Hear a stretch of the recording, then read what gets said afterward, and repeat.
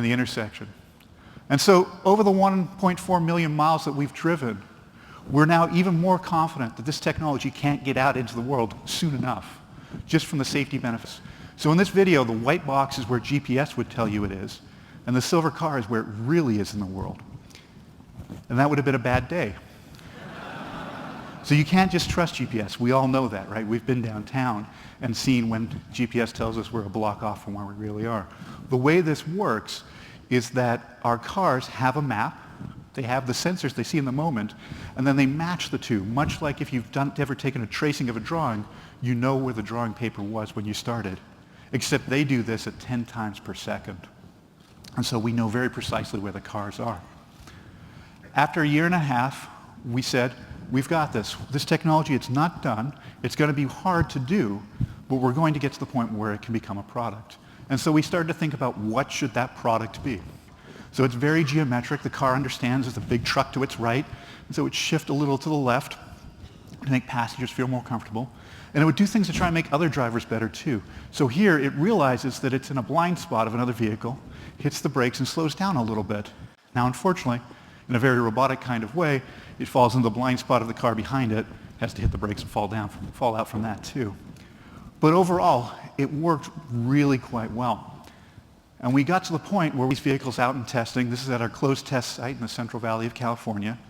And what was cool was that all the software we developed for other vehicles, because it's basically a driver, was able to plug into this car and just have it go and have it drive around with nobody in it and interact with cyclists and pedestrians and whatever else our test team threw at it.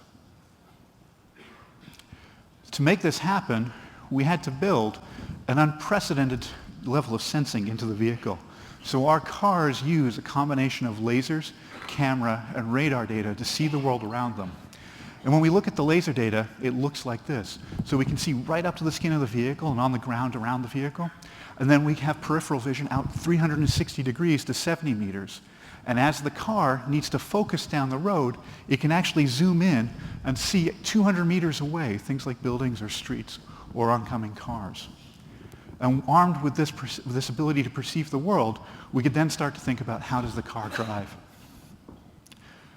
So that starts with the car understanding roughly how it's positioned in the world, its role and pitch. Then we layer on top of that the map that it has, so now it knows precisely where it is in the world, and maybe a little bit about what to expect around it. Then we take the 1.5 million laser measurements that the car gets per second, combine that with the radar and camera data, and now we can actually start to build a model of the world around the car. So this is what the car sees to begin with, and it's able to turn it into this. It understands that there's a cyclist in the road, there's a few cars on the side of the road and one moving down the road, a pedestrian, and even a traffic cone off to the side. Now this is pretty good, but it's not really enough to understand the scene. It turns out what the car is looking at here is a police officer with his door open. And so our cars today can understand that the lights are flashing on the top of the car, and that makes this particular kind of lights flashing means it's a police car, and that the door is open. And so we have to anticipate the behavior of the other actors on the road based on that information. And at about 10 times per second, we make a prediction of what those actors are going to do. So in this case, we expect the cyclist to continue riding down the road. And given that model of the world, we can now figure out what are we going to do. So the car generates a trajectory that includes where it needs to slow down or who it needs to slow down for. And all of this is powered by the fact that we basically share data between the vehicles.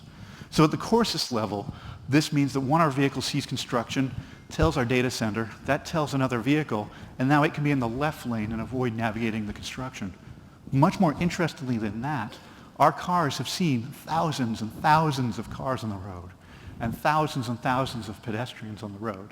And that means that it now can learn how to pull those people out of the background and see them. And even better than that, it's seen how they move, so it can start to predict what they're going to do on the road. So here, a pedestrian crossing the road is likely to continue in the crosswalk.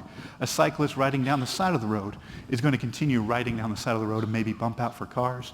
Somebody going the wrong way down the road will continue to do that. We can pick up the subtle cues of turning, and even the more subtle cues of someone making a U-turn instead of a left turn, and yield to that all appropriately. Over the last year, we've really doubled down on a focus on kind of driving naturally in neighborhoods. And so we've got used to seeing people kick balls into the road and chase them. We know on narrow roads you have to pull to the side and make way for other traffic. Sometimes our cars even encounter other self-driving cars on the road and have to move to the side to make room for them. We've seen people push cars out of the road.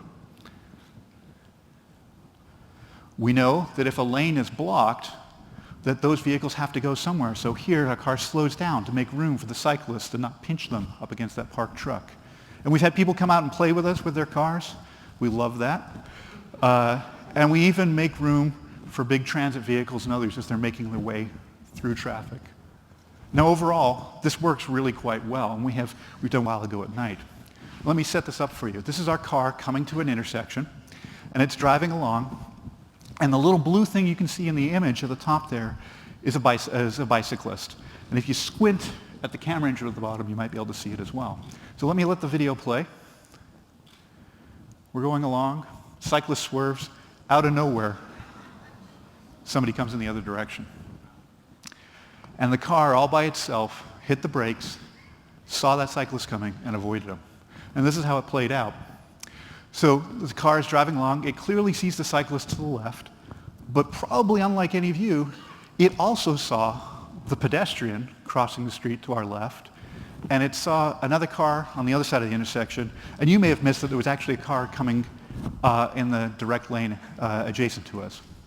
As we get closer to the intersection, the car can still see that cyclist, still see the pedestrian, the other vehicles.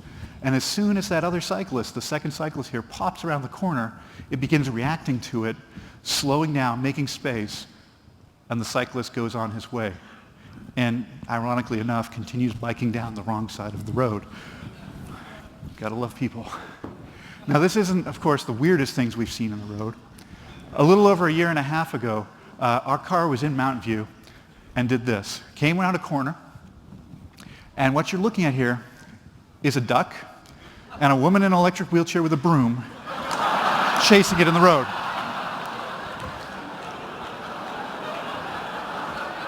Now we have a team of people whose job it is to come up with weird stuff.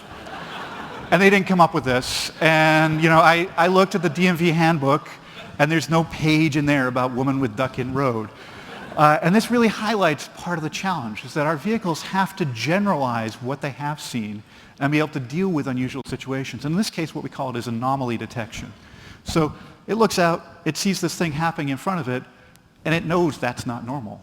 And it doesn't know what to do about it, so it slows down and kind of lets it play out and then goes on its way. And when I saw this, I thought this was definitely going to be the weirdest thing we see on the road. Well, I was wrong.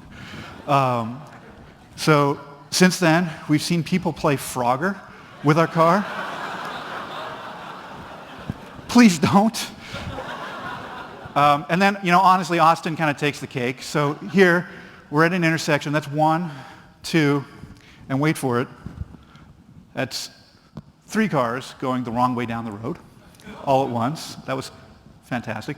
We had this. Some dude comes out of nowhere, decides to roll on our hood, and then run away.